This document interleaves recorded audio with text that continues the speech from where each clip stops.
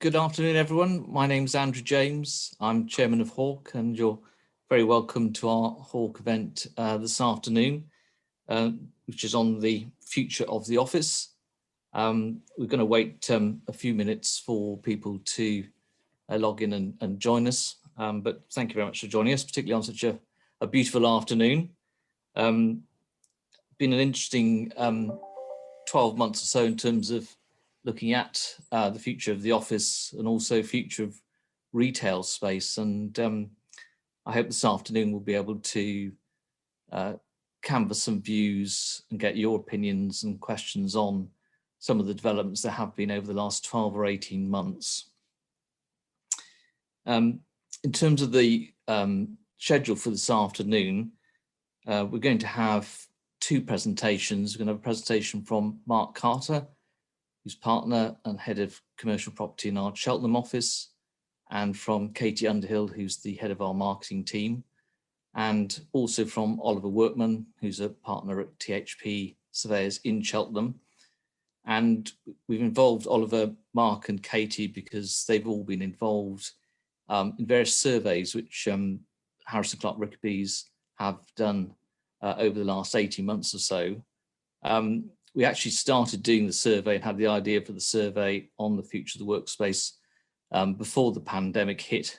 And so it's quite interesting. We got some results of what people's views were about working from home, etc., and the future of the office before the pandemic hit, and then during it and after it. So not that we're completely out of it, of course, but certainly things are looking a lot more positive at the moment.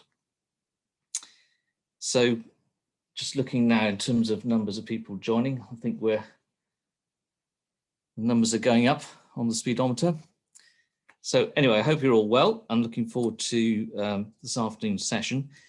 Just in terms of some housekeeping points, we're using Zoom webinar. So that means that if you're wanting to ask questions, and we do want you to ask some questions, please could use the Q&A function rather than the chat function. So use the Q&A function, and then I'll relay those questions towards the end of the session to our speakers. Just to make it a bit more interactive, we're also going to be running some polls during the course of this afternoon.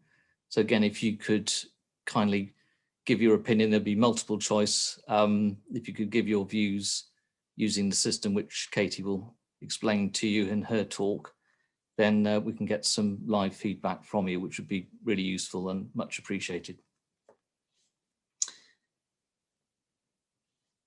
Okay, so I think we're up to the sort of numbers we're expecting to be booked, and so we're aiming to finish around 6:15, depending on the level of questions and depending on how much I can resist going out for a beer in the garden. So without further ado, we'll kick off. And our first presentations, as I said, were from Mark Carter, head of property in Cheltenham for Harris and Clark Rickaby's, and Katie Underhill, head of marketing at Harris and Clark Rickaby's. Over to you, Katie and Mark. Thanks, Andrew. Hi, everybody. So Mark and I are here to talk to you about our future workspaces report that we've been working on for a couple of years. So as Andrew said, we first started asking questions around the future of the office in the autumn of 2019. We put out a survey. We asked people to talk to us about everything to do with office life. And around 400 people responded to that survey. And there were some really key themes that dropped out of it that we then went on to explore in further detail. So those themes were working from home, commuting, and office features. So very much the kind of interiors and the kind of the more gimmicky side of modern offices. So we started to dig deep. We spoke to real estate professionals, we spoke to employers, and we spoke to office users. And we were ready to launch our report, weren't we, Mark, in March last year. And then obviously this big event happened in March. We went into our first national lockdown right at that time. So we paused our research and we thought about it again. And actually we went out with another survey in May of last year where we revisited those themes and we asked people to think about the future and what that might look like after the pandemic was over. So in terms of our data, we've ended up with some really interesting pre and during COVID views. We released that in January of this year, and we have been continuing to talk to employers and real estate professionals and office users since then, and that's what Mark and I are going to talk to you about a little bit further now. Next slide, please, Amelia. So the first theme that we're going to talk about is working from home. So before the pandemic, nearly 3/4 of respondents said that they wanted to work from home more than they did. At that point in time, people were working on average kind of one day a week. And obviously during that first lockdown, so many of us did start to work from home almost full time for so many of us. In May, when we surveyed again, we found that 71% of people were working from home full time. And I think that one of the really interesting findings around this working from home piece is that nearly 1/3 of people reported in May last year that they were working more hours whilst working from home than they were before they were working from home. And I think there are some really interesting themes there that we would want to explore further around the long-term impact on people's health, the benefit to employers potentially of seeing these increased hours being worked. I think there's a lot of interesting stuff there, and I wonder as well if that's now still the case now that we're a year into experiencing lockdowns, whether that's settled a bit or indeed changed. So lots of people are potentially working more hours or the same hours, but are they effective or productive when they're working from home? So in our first survey, nearly 3/4 of people who were working at home said that they felt really, lots of people feel really productive, really effective when they're working from home. Next slide, please, Amelia. And they said, though, that it could significantly impact their well-being. Nearly 3/4 of people that spoke to us in our first survey said that working from home positively impacts their well-being. They felt good about it, but that dropped when we asked again in May to 61% of people that said that. And obviously the lockdown was really difficult and people had lots of really tricky home situations, lots of emotional turmoil, all of that sort of stuff. But I think that what it raised really were some questions about this dream of wanting to work from home a bit more than people were, a panacea maybe, that actually maybe we're not thinking that it's good for us. And we asked why people felt like this, and there were positive and negative reasons. So obviously people really enjoyed not commuting to work anymore, but they really missed their colleagues, they missed the interaction when they were working at home on their own, and they missed being able to collaborate. But again, on the flip side, the positive side, people felt that they had loads more flexibility about how they could spend their time, which was really interesting and positive. And finally, on the working from home theme, these reasons were really clear, and we want to talk to you now about what you like. We assume that you are working from home more now than perhaps you were before. So we'd like to launch our first poll. And we want to understand what is the best thing for you about working from home and what's the worst thing for you about working from home. We've given you a few options. Okay, so we can share those results, I think, Amelia. So it's really interesting there, and that mirrors what the people who responded to our survey said. The thing that people are enjoying the most about working from home is not having to commute. I'm in the office today, and the London Road in Worcester was an absolute nightmare this morning, and there are temporary traffic lights and it was horrendous. So I also enjoy not commuting when I'm working at home. But there's also there that interesting point, a few respondents saying that they like to be able to work quietly and uninterrupted when they're at home. So that's really interesting. But yeah, of course, on the flip side, not being able to see your colleagues is quite detrimental, I think, to the nature of work. So that's really interesting. Thank you. Mark, over to you. Thank you, Katie, and afternoon, everybody. We're going to carry on with the theme of commuting, and actually, I'm going to start with an anecdote from just this afternoon. Actually, I went and had a long overdue haircut, and for anybody of my colleagues who saw me yesterday, it was a much needed haircut. And as you do, you get chatting to the barbers in terms of just, how things have been, what work's been like, how busy they are. And he was talking about his wife who has got something like an hour and a half commute, and hour and a half sort of both ways by the time you've added it all together now. And she's obviously been working from home. And the thing that he said, which struck me, which I think sort of follows on from a lot of what Katie said, was, he said, well, what she's done is she's just extended her working day. So that commute time is an interesting question. And you can see from that poll, a lot of people said that commuting is understandably something which they don't want to do, and they, avoiding it through home working has been as a positive thing in terms of home working. Perhaps the irony of it is that actually, in avoiding that, what we've done is not utilize that time, or maybe not utilize that time for our home and family, and actually utilized it for doing more work.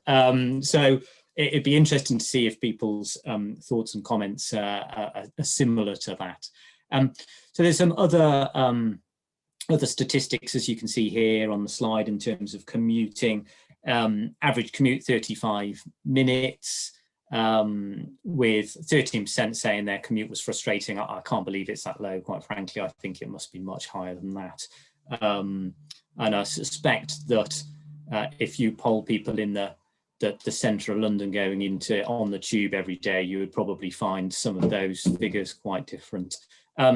As you can see, a lot of the people we polled, they were driving themselves to work. And I know my own experience is one where, 20-25 minutes, but it's in the car door to door. It's fairly straightforward. This is obviously very different to the commute where you've got city centres and you've got the, you've got the tube, you've got public transport, and this all feeds into these themes around, in terms of office and homework. And what we're doing going forward is just where that office, where people would be based. It's probably a very different feeling for those who are driving in and out to the office than it might be to those who are predominantly on public transport. As you can see, a number of people would have preferred to walk to work rather than drive, understandably, and certainly on a day like today, I'm sure they would say that. Maybe not in the middle of winter when it's a howling gale and chucking it down with rain. And obviously another big bonus in terms of what I'm sure a lot of people have noticed over lockdown is the savings. So, the petrol savings for the environment as well, but the cost saving in terms of lack of commute. So, it does feel that the home working has been a real sort of has been a real bonus in terms of just taking away that daily commute. It's not something which generally people avoid, like. I suspect there's a small handful who will say they like that downtime between work and home, and I suspect that might be something which, going forward, where are those lines blurred? When you haven't got that barrier anymore between the office and home, if you're working predominantly at home, is something which, will be interesting to see how it affects people. So we looked at, to really understand in terms of commuting and how we can consider what space requirements there are. We asked employers to look at what their top 5 factors were in terms of considering the location of workspace. There's probably some of the answers up here which are going to be fairly obvious to you. A couple of those in there in terms of just cost. So the cost of the space, the cost to run the space as well.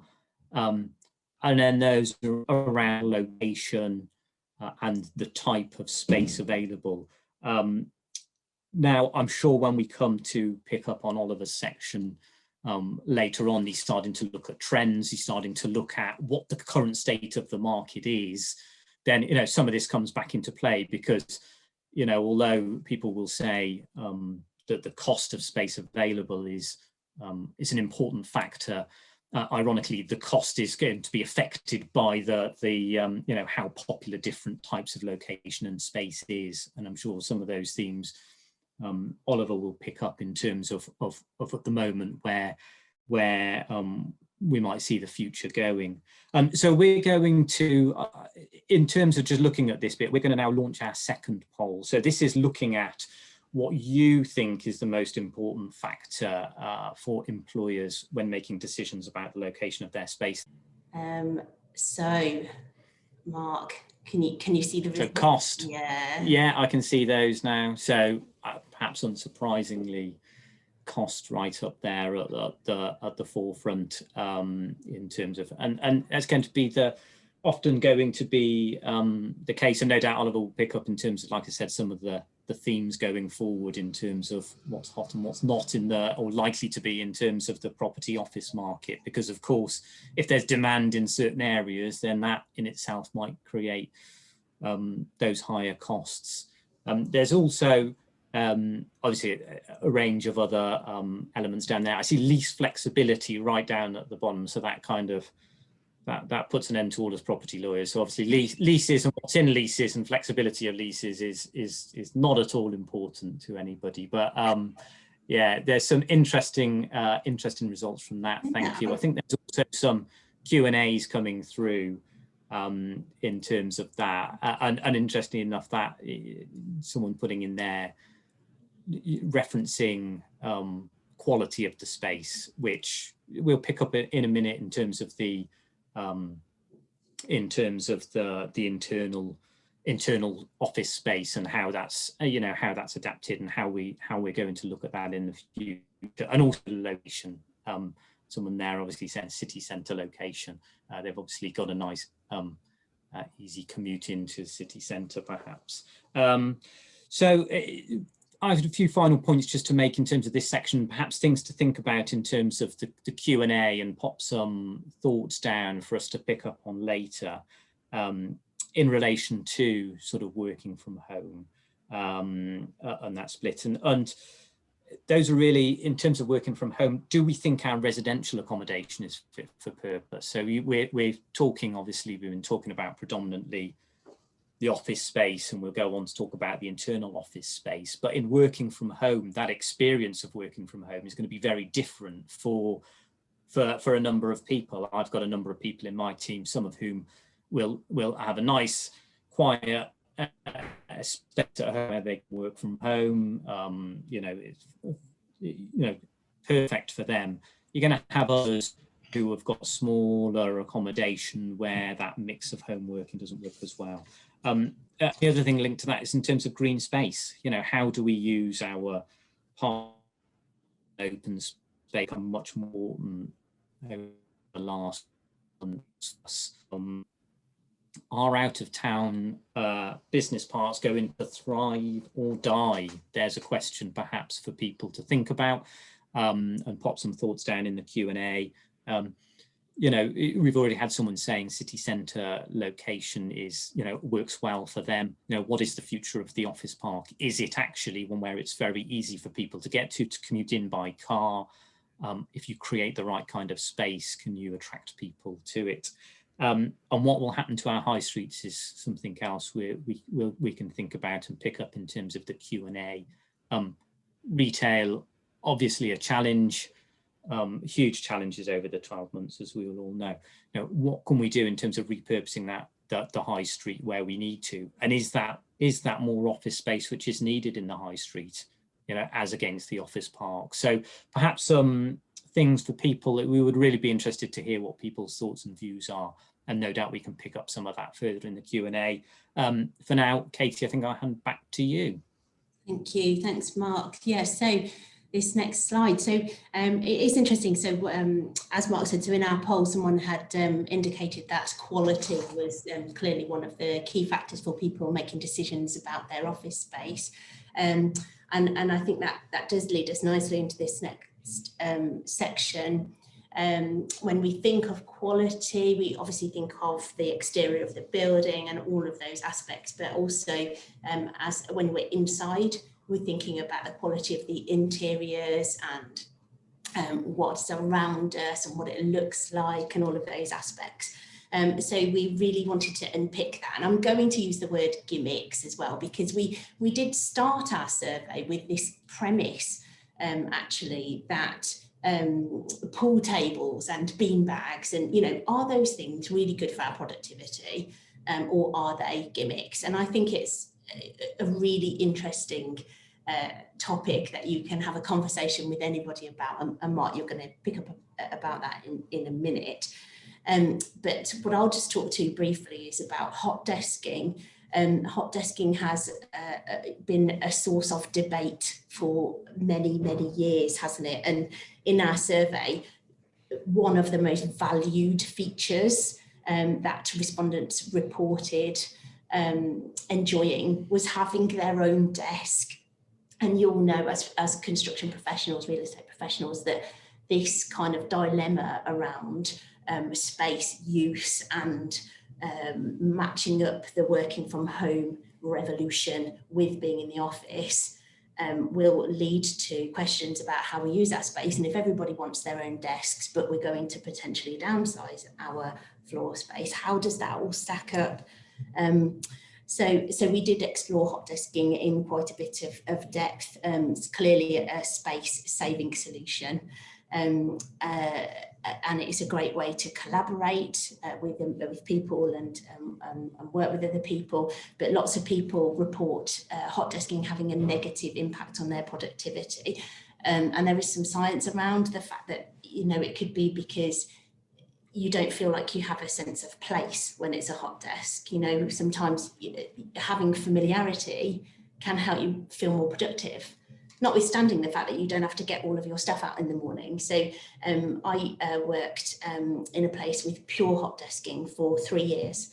And it did get quite irritating to put all your stuff away at the end of the day. But the most interesting part about it was that after about 3 or 4 months, people just flocked to the same desk anyway, every day. So the hot desking wasn't really embedded culturally, and I think that's a really interesting aspect that is going to be a conundrum for people who are making decisions about their space to be thinking about in more detail. So an aspect that sometimes accompanies hot desking is these kind of gimmicky interiors. So, you know, there are many brands that believe that these interiors will represent the brand. Of course they do. You know, you've got colours around you and you've got a sense of the culture that is provided through plants and through furniture styles and all that sort of stuff. But that is something that we really wanted to understand more about, wasn't it, Mark? Thank you, Katie. Can we move on to the next slide? Thank you. That's perfect. So how important is the workspace to people is part of that question. And is it, in fact, more important than the company and job? And we asked that question, as you can see from here. And although on first glance, it looks fairly sort of evenly split across that, actually, when we came back and looked at it, and you look at the question, say, workspace factors are less important to me than the company and the job, 28% disagree, 29% neither agree or disagree, only 31% agree. So only a third of people actually go, yeah, do you know what's really important to me is the company and the job. You know, the rest is sort of a mixture. And I think that highlights the point which Katie was saying about the importance of the space to people. And sort of anecdotally, what we found in discussions with people, it's this sense of creating this sense of belonging, this sense of being able to collaborate, the stuff you get out of being in the office, which you don't get from working from home. So all of those sort of additional benefits of catching up with colleagues and having your own, having a space which feels like your own at work. Katie obviously picked up on the elements in terms of what's important to people, their own dedicated desk space being, you know, high up on the list of that, and the challenges that that brings in terms of how you design and use that space. Picking up in terms of the gimmicky, as Katie said, the gimmicky sort of office space, one which, and I'd encourage anybody looking at this to get hold of and review a copy of the report, because there's loads in it. But one of the companies we spoke to, and one who was a client of ours, was SLG, who set up their offices in Cheltenham probably a couple of years ago, so before the pandemic hit. And those were offices which were at the forefront in terms of office design, I suppose. They were up for various awards in terms of the Southwest office design and all sorts of things like that. And those had a number of those features. So they had elements where there was a bar there was breakout areas, there was quiet rooms, but sort of with beanbags in them and stuff like that. So stuff which people, us probably, especially people who come from a background like mine in terms of slightly staid lawyers, might sort of look at and go, oh my God, this is a little bit scary, isn't it? But in terms of a creative office environment, really worked well for them. And I think what they did, you know, putting aside is it gimmicky or not, what they did was they looked at how do we create a really engaging space which works well for our employees, which gets the most out of them. And I think the other thing which they'll have done, which I think people are going to really have to think about, and employers are going to have to think about going forward, is creating space to encourage people back in. We have seen over the last 12 months that people can do a huge amount of the work and their job from home. And there might be elements which they miss out on in terms of the office, but how are you as an employer going to encourage them back into the office and make that space inviting for them? Because if they're coming in to a bland hot desking type environment where they're not going to get much out of it, then they're going to want to prefer to work at home. So there's going to be an emphasis on what employers do. We are very much looking at the moment, our own Cheltenham offices are ones which we are looking at how we refurbish going forward, and that's a project which we've got on. So we are really scratching our heads at the moment and saying, what does an office in the sort of post-COVID world look like? What is that mix in terms of hot desking, home working? How do you blend that? How do you get the most out of it? So I think there's some really interesting challenges for employers going forward in terms of how they use that space.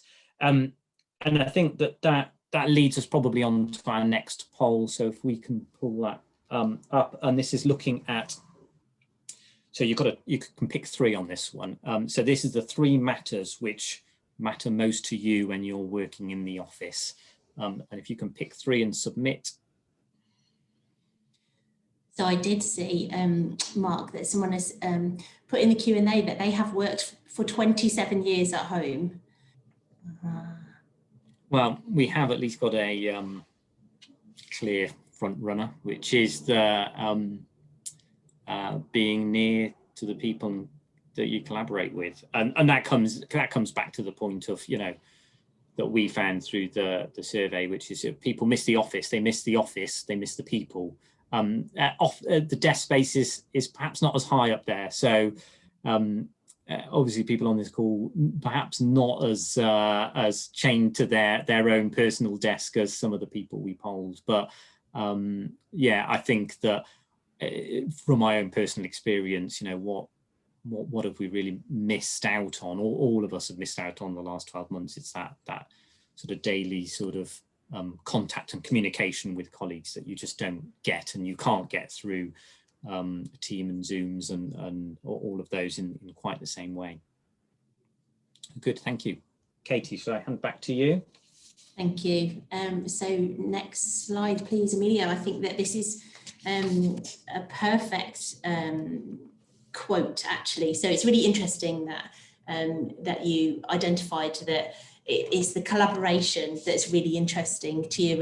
And during our process of writing this report, as I said, we spoke to lots and lots of people, and one of those contributors is from Hicks Baker, who are an architect firm, and I think this quote sums up where we are really well.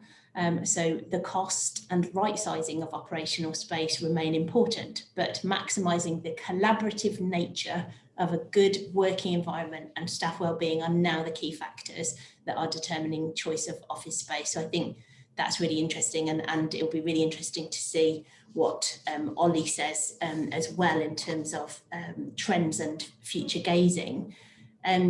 So on to the final slide. So this is our kind of conclusion and where we got to with our piece of work. We ended up with this sort of conundrum, really, and it's been great because it's enabled us to have so many more follow-on conversations about this theme. But 91% of people that we spoke to said they like or love working from home. And 72% of respondents would like to work from home more than they used to when we return to a post-COVID normal. But they miss people and the atmosphere, and as you say, collaboration.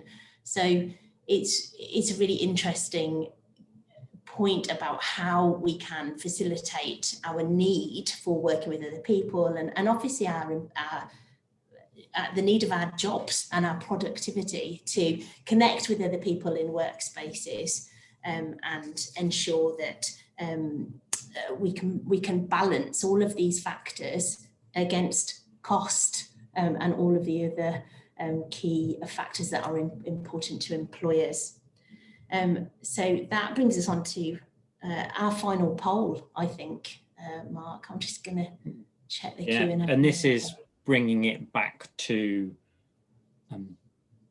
construction industry. So, you know, what you guys work in day in, day out, and whether you think the overall impact, I suppose, going forward. Obviously, you know, we've had 12 months where there's been this, you know, massive shake-up, but going forward, you know, what will the future hold in terms of impact for the construction industry? We're obviously glass half full, you see. Yeah, great news. lots of optimism in terms of opportunities, and you know, I think we see lots of opportunities, and we see lots of change. But you know, as a firm, we see lots of opportunities as well for things as we go forward. So, off the back to Andrew. And thank you all. Thank you very much, Mark and Katie. And thank you also for everyone for participating in those polls. Some interesting feedback there. I'd now like to introduce Oliver Workman, who's a partner at THP Surveyors. And we thought it'd be really useful to get a surveyor's perspective on the changes he's noticed, and perhaps it's early to say in some respects, but perhaps some thoughts about where the future of the office and so on would lie. Over to you, Oliver. Thank you, Andrew, and afternoon to everybody. As Andrew said, I'm Oliver Workman. I'm a partner at THP Chartered Surveyors. We're a practice based in Cheltenham, and we deal with a variety of office transactions. So we deal with commercial property overall, but our mainstay is office transactions. So that's sales, lettings, renewals and reviews as well.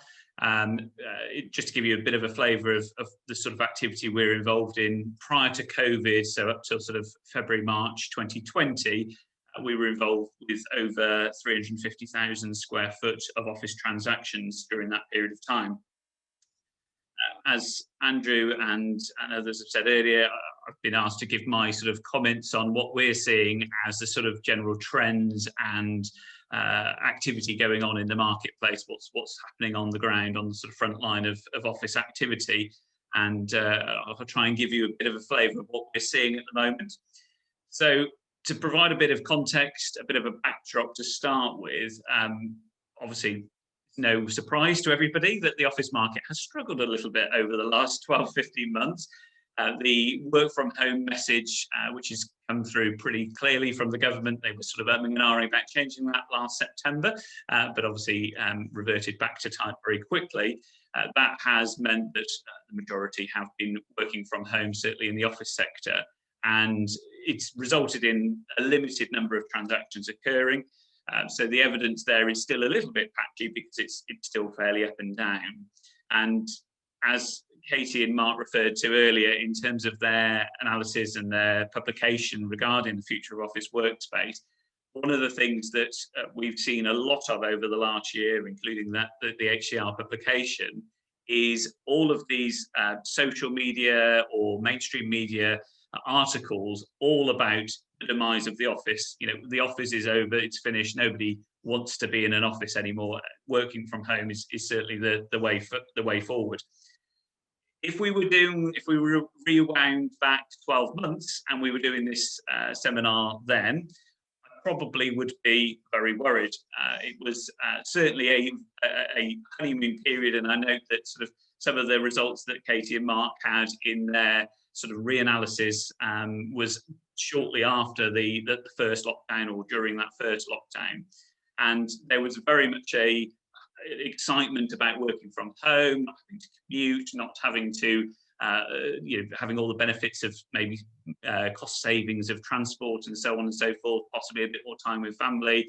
And as we knew this time last year, as it is this year, very nice weather. So to be at home and enjoy that was obviously a good thing. So forward on to where we are now.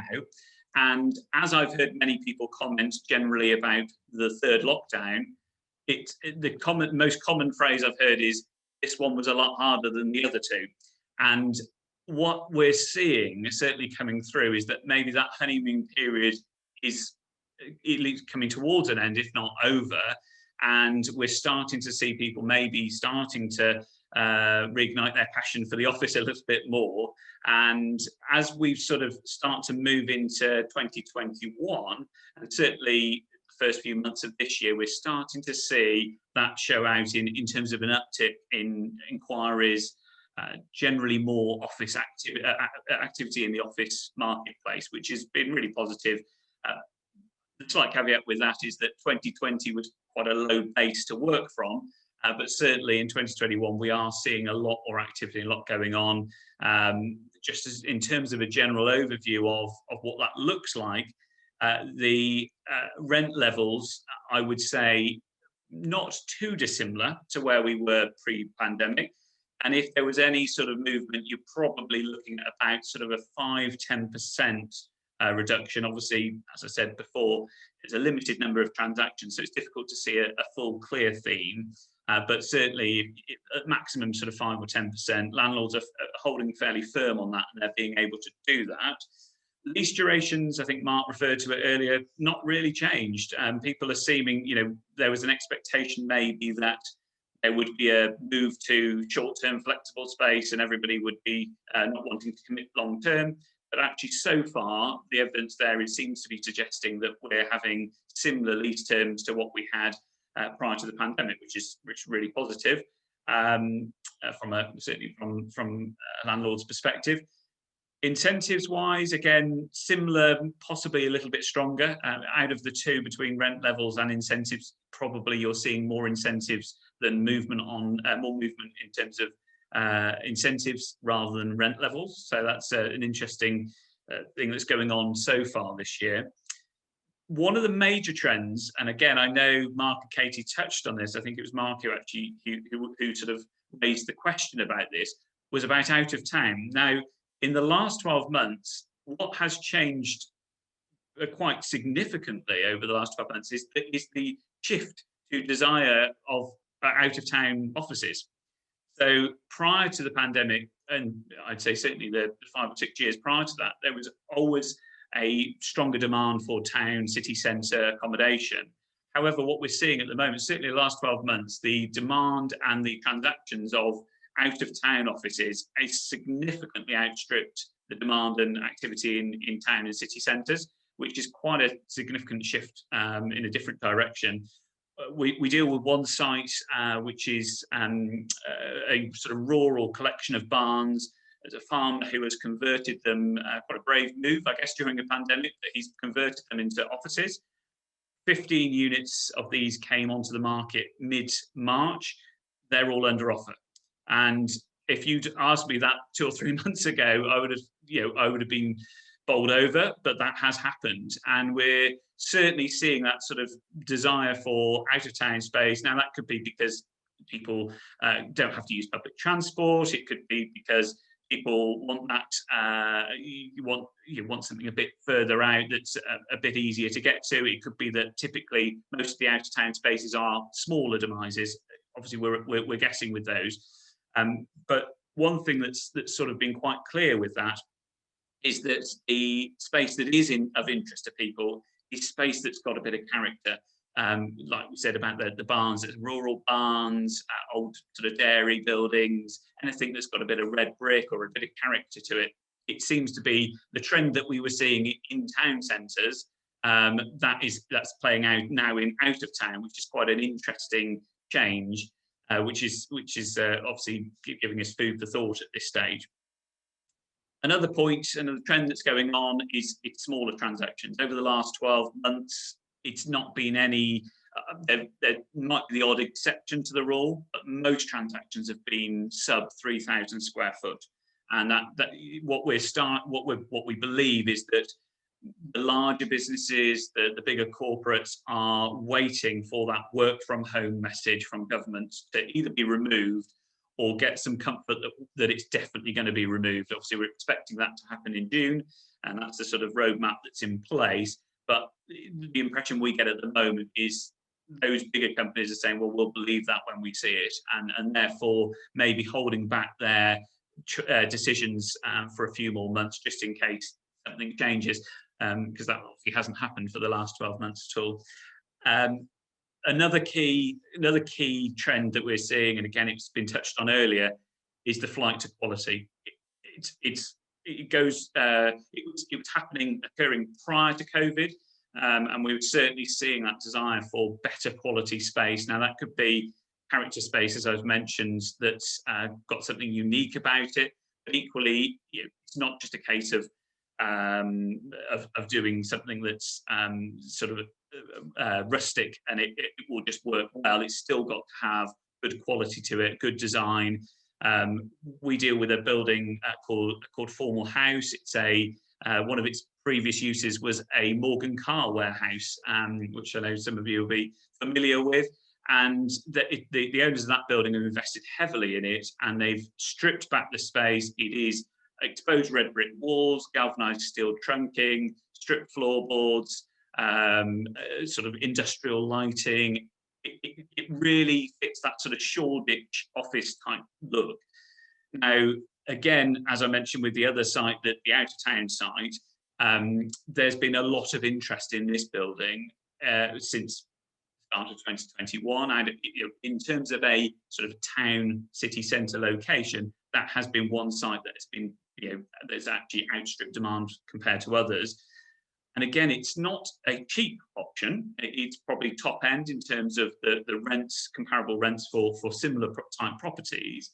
However, what we are seeing is that occupiers, office users are saying to actually be able to have a space, possibly if they're shrinking their space a little bit, rather than sort of chasing down to the bottom and actually just trying to reduce our costs, we want something that is going to really wow our clients and staff alike, and it's going to attract them to come in. They're going to be excited about getting into the office. So that's one of the things we've seen, and certainly that links in with the fact that actually overall unemployment numbers haven't gone anywhere near where we were expecting at the start of the pandemic. Now, that could change, obviously, with furlough schemes coming to an end and so on. But actually, at the moment, that's been a really positive news story.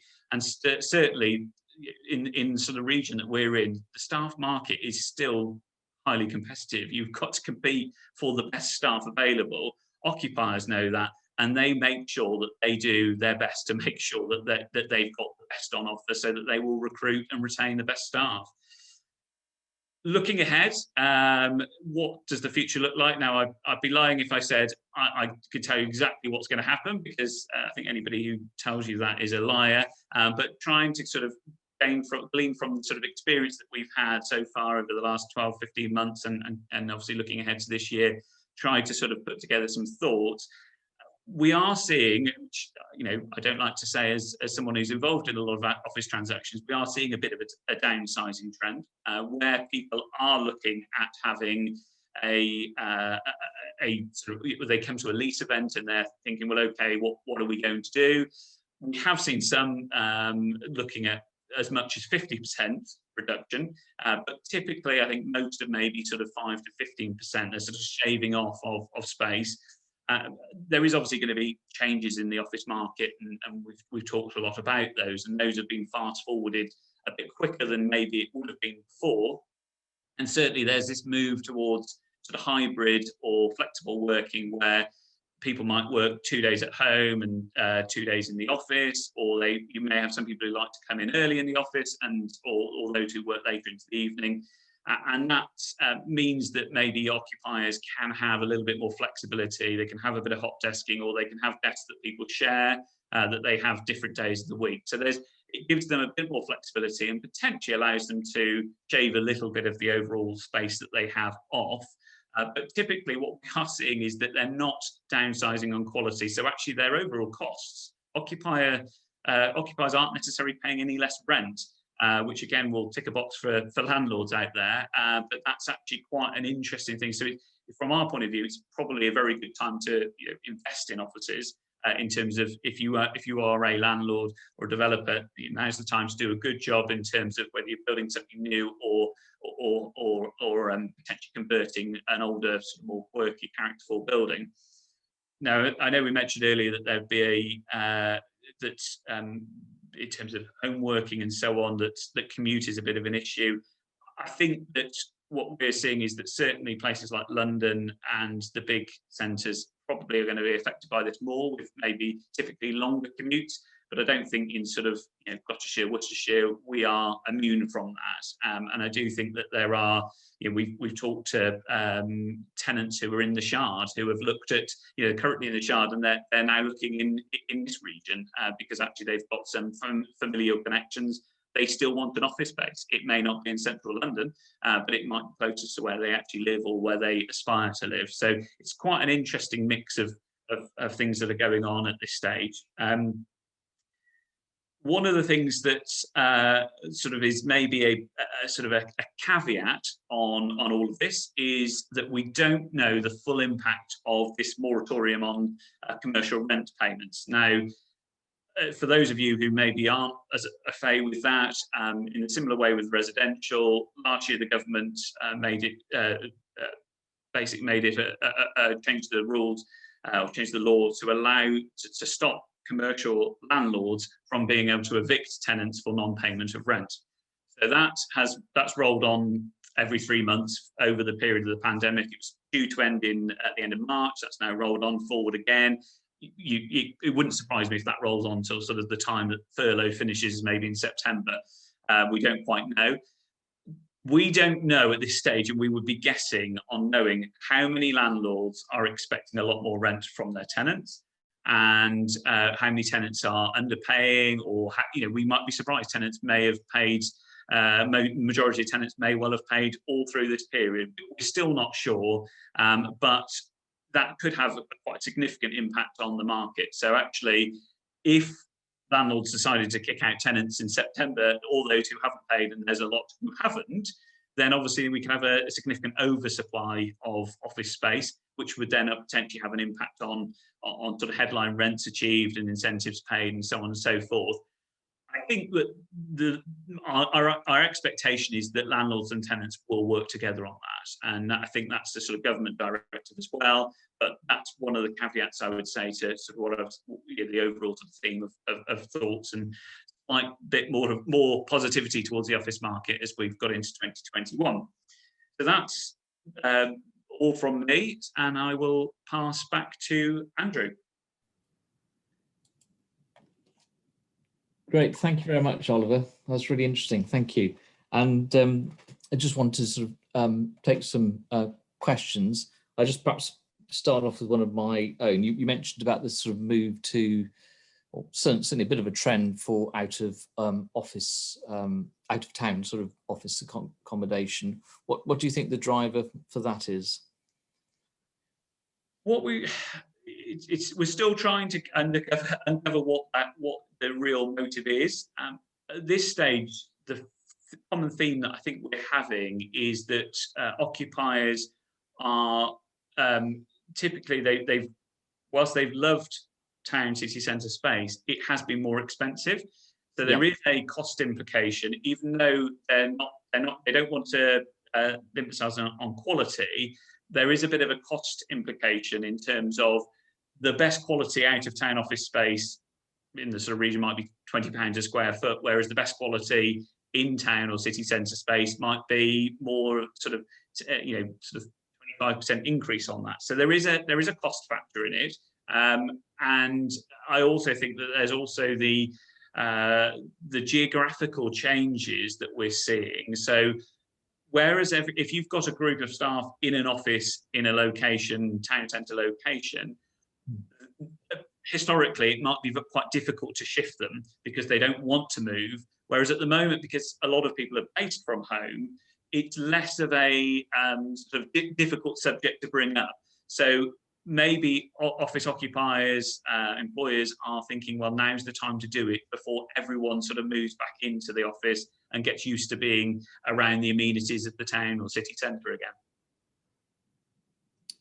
Yeah, no, it's interesting that's a trend is starting to emerge.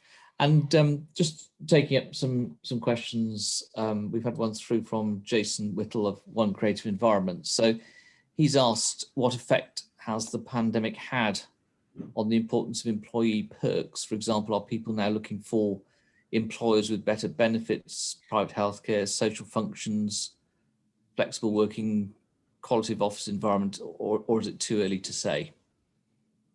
If the panelists like to make any comments on that. I think that's a really interesting question. I think I'm not entirely sure of the answer, but I think that certainly we're seeing employers are saying that they feel they need to entice their workforce back to the office, and I've heard that word used in several contexts. So I feel like that is certainly an issue for employers. I think from recent experience that the recruitment market, in particular in what I do, where I'm based, is really competitive still. And Ollie, you referenced that, didn't you, in your talk? And I've been speaking to quite a few different candidates and people through recruitment recently. And all of them 100% ask about flexible working, and they ask about, well, what's it going to look like when we're normal then? Are you going to carry on with flexibility, and can I work from home? So I think that employers have to think about their packages, their benefits, and that their space has to be part of that consideration. And now is a really good time to think about it, because it's been forced, hasn't it? It's forced us to think about it. Yes. Yeah. The other thing I would just add on to that as well, in terms of my experience in managing the team and what we're seeing at the moment is, as a law firm with the offices I work at based at Gloucestershire, we look at where are our competitors in terms of attracting employees, and those the closest big locations, Bristol and Birmingham, with some of the big regional firms in. Now, before this, people would have said, well, we're not going to want to work because I don't want to travel to the centre of Bristol. But suddenly, over the last 12 months, the conversation's shifted slightly. And if they're looking at, and some of those different firms are looking at and saying, well, we can attract candidates in from this area, and suddenly they don't have to be based, they don't have to commute in every day, maybe they have to do a couple of days in a week, then suddenly the location of that doesn't make as much difference. And so that pulls up the whole quality, because you're suddenly competing not just based on location, whereas HCR might say, we've got lovely offices, we're based in the Cotswolds, it's a great, work-life balance, all the rest of it. Suddenly people might turn around and say, it's not as important to me anymore, because do you know what, I can work at this other firm in the centre of Bristol or Birmingham, and I can only have to go into the office 2 days a week. So suddenly that sort of shifts that geography in terms of employees and opens up the market. So suddenly that market is much wider, which is going to just by itself, I think, shift and bring up the quality of what you've got to offer to get people in. Yes, I think that's a really good point, Mark, and I can see that that's going to be for many, not just service industry such as ourselves, but that is going to be an issue, because certainly the survey results show that the commute is a major issue. And if you're not schlepping in 5 days a week, if it's only 2 or 3 days a week, then it becomes less of an issue. I suppose it also leads me on to the question as to how you manage with that sort of hybrid working pattern, which my guess is that's probably the way a lot of businesses will go. In other words, where they are working 3 days in the office, 2 days at home, etc. How are people going to manage that? And does that mean less office space? How do you square that with people coming in, but then if they don't want to have a hot desk, they want their own desk, but then if they're only in part of the week, how does that all work? That's one of the conundrums I'm scratching my head about, I must say.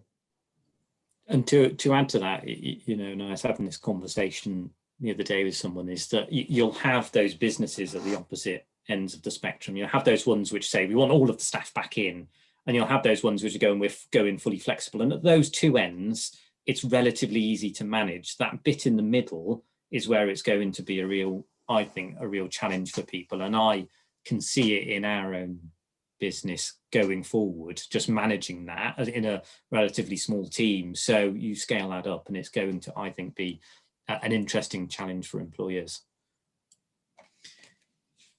I've had a question from Chris Bray as to whether what feedback we've had from employers in terms of, on the one hand saying, well, are we having to pay out because people have got printers at home, perhaps, hopefully not too much, but printers at home, additional costs from working from home, proper chairs and so forth. And then on the other hand, well, hang on, what was the survey result you're saving? Was it £179 a month on commuting on average? So has there been any, it may be too early to say, but I don't know if we've had any feedback from employers as to how they're juggling those competing arguments, or whether they say it's a score draw and Well, yeah, I think at the moment, I haven't seen any data, but I did read, there was something, I'm sure it was the Telegraph, and it said that working from home is the equivalent of a 10k pay rise. I'm not quite sure, but it's certainly, as we found, people are saving lots of money by not putting petrol in their car or not paying for a train ticket, etc. But then that's offset by the cost of heating while you're at home all day, and perhaps buying equipment, etc., etc. So I think it's a really interesting, how is it going to play out when it becomes a bit more of a permanent commitment on both sides? Because at the moment I feel, I don't know what the others think, but at the moment I feel like there are so many employers who are just in a temporary phase of working pattern, so from home and a bit in the office, and that then a lot of employers haven't committed yet to what the future looks like. So maybe it's at that stage where we'll start to see a kind of that work from home payment becomes part of your employment package. Parking becomes less of a perk in your employment package because people don't need it anymore. So I think watch this space on that, definitely. In terms of the construction industry, it was quite interesting that people in the poll thought that the effect of COVID-19 was more of an opportunity than a threat. So where do we see, what's the panel's view in terms of what the opportunities are? I mean, is presumably there may be greater demand for out of town office space, that might be a growth area. I guess interior design, and one question about, more innovative office furniture and so forth, maybe sort of peripheral to the construction industry, but nevertheless for the fit out industry, which is an important part of the industry, I imagine there could be some quite significant opportunities there. And we haven't touched on it too much, but I suppose there's the question also, whilst we focus mainly on the office, in terms of the high street, obviously huge distress there in terms of retail, but again, from the construction industry's perspective, conversion of premises possible to alternative uses. I'm aware, for example, in Worcester, that they're going to convert Debenhams into a food hall in suitable locations, and there's going to be permitted development rights to change retail into residential. So yes, any thoughts there in terms of what for our audience, in terms of some of the opportunities you can see coming? Obviously, Mark and Casey probably have their views on this, but I think there's a lot of opportunity for development.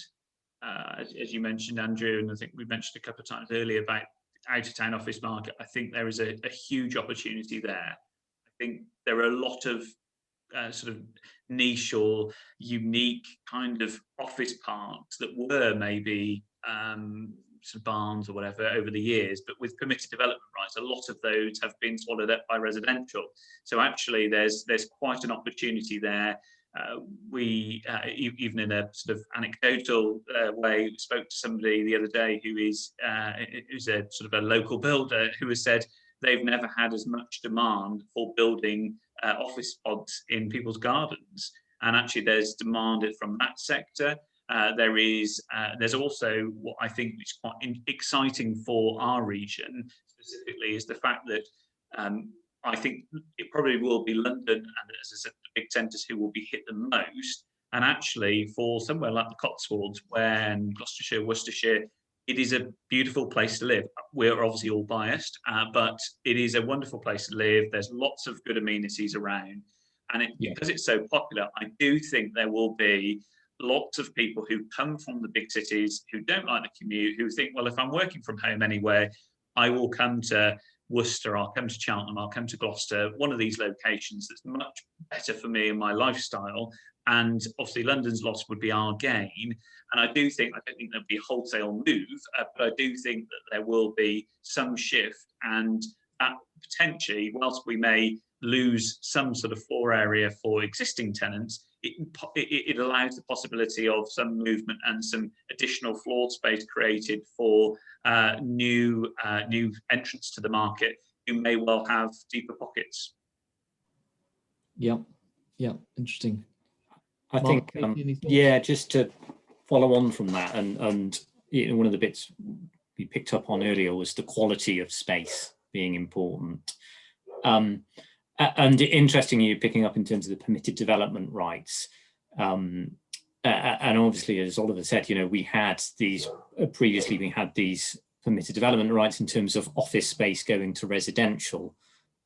We now see, several years down the line, question marks around what the quality of actually some of that residential space was created under those permitted development rights. These sort of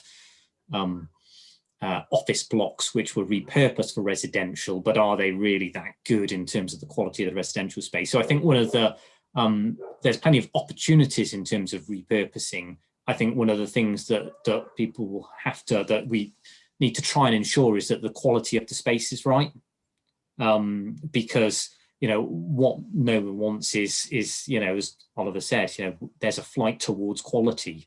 There is going to be no point in creating sort of low quality office space or residential space within, within the towns and city centres, taking up any of that surplus retail space that might be available. So quality would be really interesting and different. I think there's plenty of opportunities for different ideas in terms of how that space can be repurposed. You mentioned the Debenhams in Worcester.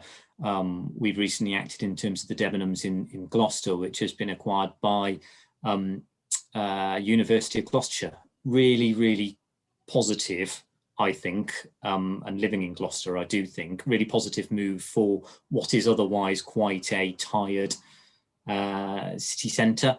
You know, that possibility of bringing that mix of students and, you know, there will be some education space and no doubt sort of cafes, bars, stuff, all of that brought into the city centre, I think will be really positive for the town. So I think there's plenty of opportunities like that. Yeah, no, certainly that's good news. And in terms of that flight to quality, then I suppose, is it going to be a bit of a mixture for landlords, do you think, Oliver, where maybe the amount of space they're letting is perhaps less, but they'll be able to maintain the rentals or even push them slightly higher, saying, you know, you're getting a higher, you know, higher spec office now with greater flexibility, and okay, we may not move to the stereotypical Shoreditch office with table tennis tables and free beer in the fridge, etc. But obviously terribly jealous of that. But I don't know how do you think that'll play out?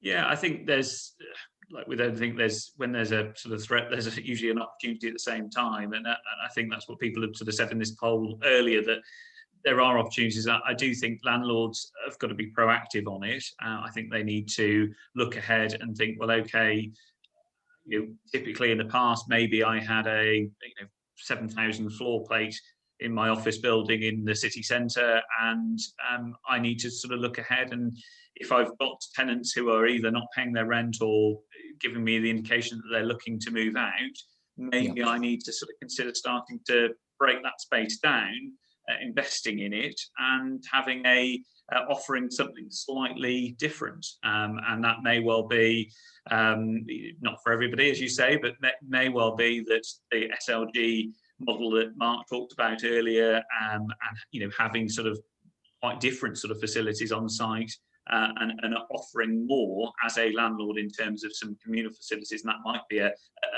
pool table or a table tennis table or a bar, but actually those sort of things are what what seems to be it's sort of helping with that well-being that was a key factor in terms of office space, and actually offering something that people can't have at home because there's other people around to share it with. And I think one of the key findings and key indicators from the polls that came through was that people want to be around people. We're social beings, and actually that is part of well-being. I think people who have this time last year, they were enjoying being at home because it was maybe more of a novelty, whereas now I think there is a sense where people want to have a bit more of a social life. And interestingly enough, there was an article in the Telegraph on Monday, and it was suggesting that there was a bit of an age split on this as well. So maybe the younger end of the market who were looking at desperate to get back into the office.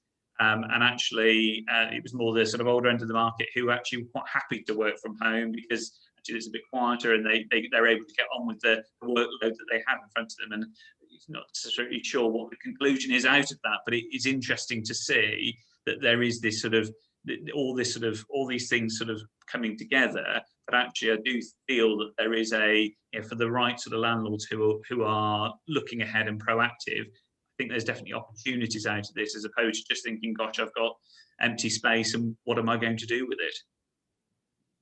Yes, absolutely. And just from our experience, I mean, in our office in Worcester, we took over, it was actually previously a retail space on the third floor. So it wasn't the best retail space, but it was good for an office. And that was one of the best things we ever did, because just simply from the point of view that previously that department was split over 3 floors, and you wouldn't see people from week to week unless you made a real effort. Whereas, I know it's a bit of a cliche, but it's that sort of just conversations in the kitchen of, I've come across this issue, or I've got this client doing this, or we found that, that's been a real boon for our office in terms of, well-being for the staff, but also business as well, because people are just solving problems or finding opportunities. And as I say, I think that follows from the survey in terms of, that sort of 12 months ago, that was like, yeah, great, I love working from home, whereas people still like working from home, but it's slightly tailed off a bit, and they are keen to get back in. And you say there's probably an aged issue.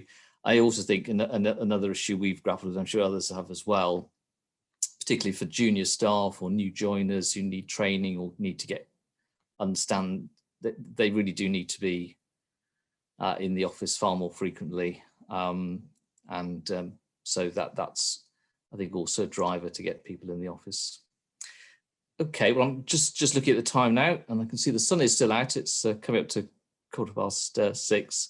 So I propose to wrap things up now. And so firstly, big thank you to our speakers this evening, Oliver Workman, Mark Carter, and Katie Underhill. And also a big thank you to what comes up on the screen as HCR Tech Support, who's Amelia Fox in our marketing team, who's done a sterling job, as usual, setting this up and running the polls and the screen. So thank you, Amelia. And also, as always, to my PA, Melanie Allen, who's also been very instrumental in this evening's event. In terms of any further information you'd like about the survey, that is available on the HCR website, so you're welcome to download that. There's a lot more in there than we've been able to cover this evening. And then finally, just in terms of some HAWCE events coming up. So towards the end of May, on the 27th of May, we're having a presentation on a really big project locally, the Carrington Bridge project. So that's one to look forward to, and also some indication from the County Council in terms of other projects they've got in the pipeline, but that's been a really big and interesting project locally. And then on the 24th of June, we're looking at a really important initiative many of you will have heard of, the Get It Right initiative, really just trying to get the right first time approach to construction. And also linked to that is also the question of insurance, which I know is a very hot topic at the moment. A lot of concerns about the building safety bill. Are people going to get PI insurance? So we'll have some expert insurance brokers giving us an update on that as well. And that's on the 24th of June. So details of all those will appear on the website. Later in the year, we will hopefully have an in-person event, probably in September. Hopefully a barbecue or a buffet down at the Diglis Hotel, which is always a nice venue by the riverside. And then later in the year, in November, we're looking to, the South Worcestershire Development Plan is having some further consultations on updates to that. So later in the year, we'll be having an update on that as well. So just some of the events we've got in the pipeline. But remains for me to thank the audience for attending. Hope you found that useful and enjoyable and informative. And thank you again to the speakers, and look forward to catching up with you all again soon. Take care. Bye.